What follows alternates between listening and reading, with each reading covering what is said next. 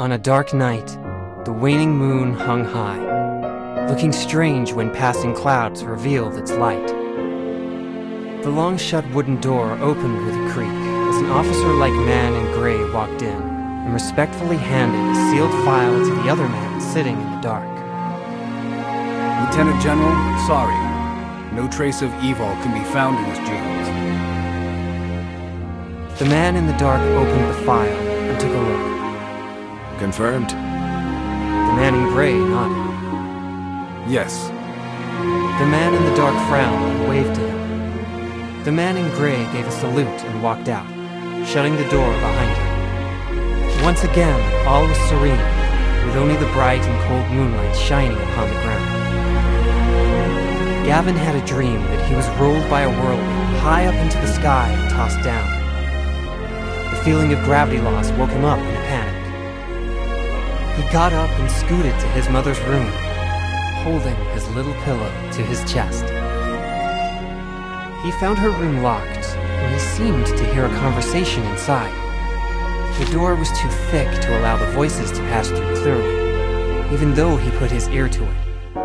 But he could tell it was his father. Dad was back. Gavin was so happy because his mother said Dad would take him on the airplane ride in the amusement park. He knocked on the door, only to find that the voices faded and vanished. Then he heard footsteps coming as the door was opened from the inside. He tried to steady his leaning body, but still bumped into a pair of legs. He raised his head, smiled with surprise, and shouted up at the man. No response. He heard his mom's voice. Dear, why did you wake up? The stern man put him aside and left without a word. Mom held him close, patted his back, and sent him to his room. Mom? Why is Dad have to leave so soon? Hearing the question, Gavin's mother wore a shiver and gently kissed Gavin's forehead. Because Dad is busy. He will play with you when he finishes his work. Gavin thought for a few seconds and nodded in earnest. But when? Sitting on the stairs and watching Mom's back in the first-floor lobby, Gavin couldn't help wondering. Gavin always waited with his mother and succumbed to drowsiness, waking up the next morning only to find that he was already in his small bed. He kicked the quilt away and rushed to his mother. Mom, did Dad get back last night? Mom crouched down and looked him in the eye with no answer, smiling. Gavin, you'll be a big brother later. You should eat your breakfast alone from now on. Gavin tilted his head, seemingly befuddled. He couldn't remember how long it had been since the last time he saw his father, but his mother still cooked for 3. He was confused and told his mother not to waste food. His mother always praised him for his suggestion and said, But I must prepare Dad's share. Why? Dad works hard, and he will be happy to see the food is ready when he comes back. His mother explained, patiently. Gradually, the word Dad became strange to Gavin, and the word proved even more difficult when he learned to write. He always scratched it out in frustration. Wardia was confused about the black mess on his homework page. He lowered his head and said nothing. After scrutinizing the black traces of hard-used pencils, Wardia seemed to understand. She patted Gavin's head softly. It's okay. I'll teach you. Soon, Gavin saw his father again. He seemed to have also met what his mother called his younger brother, wrapped in a tiny quilt and lying next to him. Standing by the bed, he could see the strange little baby in the quilt. The baby was peacefully asleep with a frown, and was seemingly coated in thin lightning flashes all over his body. Gavin was pushed back by the man across from him before he was able to say hi to the little baby. The man's cold voice said, Don't touch him. After growing 10 centimeters higher, Gavin was no longer the kid who would ask why. A cold look always on his small face, he took the hand of his young brother, who just learned to walk, and frightened away a few adults who wanted to get close to the two lovely boys. His mother had to apologize, and said he was not in the mood. And indeed, he had not been in the mood recently. He didn't want to go to school. In addition to his little brother, there was an annoying girl who was clinging to him all the time. His mother just smiled. Because she likes you. That's why she wants to play with you. His brother nodded, though he didn't understand. Gavin curled his lips. But I don't like her. I don't want to play with her. Why not? She's too annoying and noisy. Always taking my stuff and scribbling in my book. She always wants to play house. I don't like it. His mother laughed. Then what kind of friend do you want to play with? Gavin had no answer. There was seemingly no one that he liked in the class. They were all too bothersome and emotional. He shook his head honestly, for something occurred to him. Someone like my brother. I want someone like my brother. He repeated the answer for confirmation. His mother started to touch his head softly.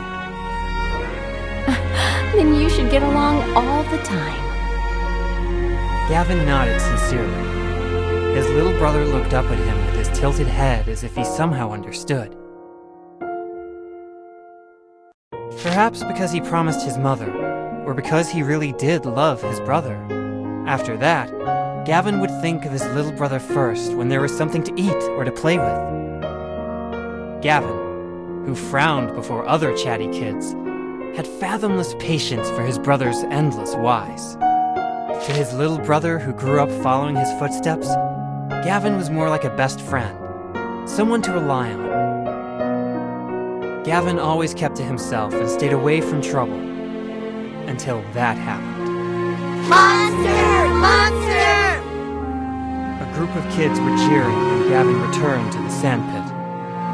He pushed them away as his little brother looked up at him with his tearful face. Brother, am I really awesome? Lowering his head, Gavin saw his brother's disheveled clothes and tiny bloodstains on his face, lightning dancing around his fingers. He put down his brother's hand, and the boy beside him was twitching, face bruised. Monster! Eat him! Right, he's a monster. We don't play with monsters. Go! Yeah, a monster! Gavin lunged at the tall boy who was shouting the loudest and knocked him down with a heavy punch. The mocking stopped abruptly. Gavin sat on the boy and held his fist high. Shut up! Gordia's mind went blank as she picked up the phone and hurried to the hospital. She entered the ward and saw Gavin lying unconscious on the bed with a bruised face, and his little brother sat by his side with adhesive bandages on his face as well. A sharp pain came to her heart. She lowered herself, gentle enough to hold back her tears, and touched Gavin in his little brother's face. Does it hurt? Gavin's little brother shook his head. At that moment, Dad walked in. He looked at Gavin, his face expressionless, and took the hand of his younger son in an attempt to walk out. Gordia grasped the man's hand. Gavin is injured. The man's voice was emotionless. Let go. Gordia would not listen. She clutched his hand tightly, her voice somewhere between a firm statement and begging. He is your son. The man removed her hands, still no emotion in his tone. I don't need a son. You know exactly what I need. Gavin didn't know how long it had been before his father reappeared in the mansion. Nearly too long to remember he even had a father. Yet his father was back with the news that he would take his brother away. Gavin was utterly shocked, unable to speak a word. His mother approached the man and whispered. Let's have a talk. Gavin had no idea what they were talking about. He heard his father's vague voice. It's useless. can't become... I don't need this. He hardly saw his father these past years, but he knew his father didn't like him and treated his brother differently. Although his father was also cold to his brother, Gavin knew his father was different when he looked at him. Rumor had it the reason his brother was taken away was that he possessed what Gavin did not. That also accounted for his father's indifference. But his father didn't take his brother on that day. He disappeared again for a long time. I don't want to go with Dad. Sitting next to Gavin, his brother was staring at the toy plane in Gavin's hands. That was the gift Gavin had spent days preparing for his brother's kindergarten graduation. Brother, how about telling Dad I don't want to go? Gavin looked at him and asked, Why? Don't you always want to play with Dad? But I like you more. You are way cooler. His brother gave a sly smile. And I'll protect you and Mother. Gavin replied with contempt. I don't need your protection. His brother showed his unfledged biceps and began laughing. Just wait and see. I'll protect you and Mom when I grow up. Gavin installed the last wing and passed the plane to his brother. Done. Cool. Holding the plane, his brother ran around the room. Gavin took out a new school bag. A new semester will come, then you'll be a big boy. Yes! Brother, how about going to school together? Gavin smiled. Good idea. You promise? One day, Gavin went to school as usual. But his brother didn't receive him after he got back. There was no sign of his brother. At dinner, he asked his mother. Mom? Where's my brother? His mother didn't know how to answer him as her hand suspended in the air. He left with Dad. Before his mother finished, Gavin rushed to his brother's room, but no one was there. The school bag and the little plane were placed on the bed.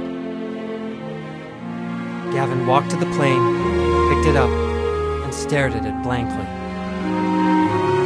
His mother knelt down to Gavin and touched the uncovered scars on his face.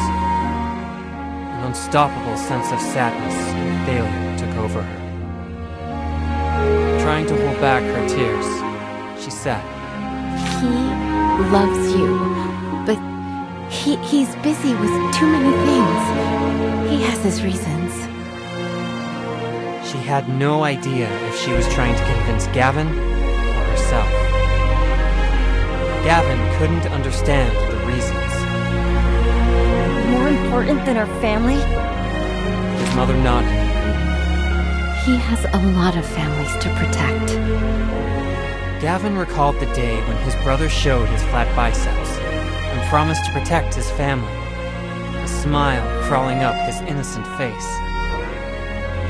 He embraced his mother and patted her back just like what she always did to him. Mom, don't be sad. I'll protect you from now on.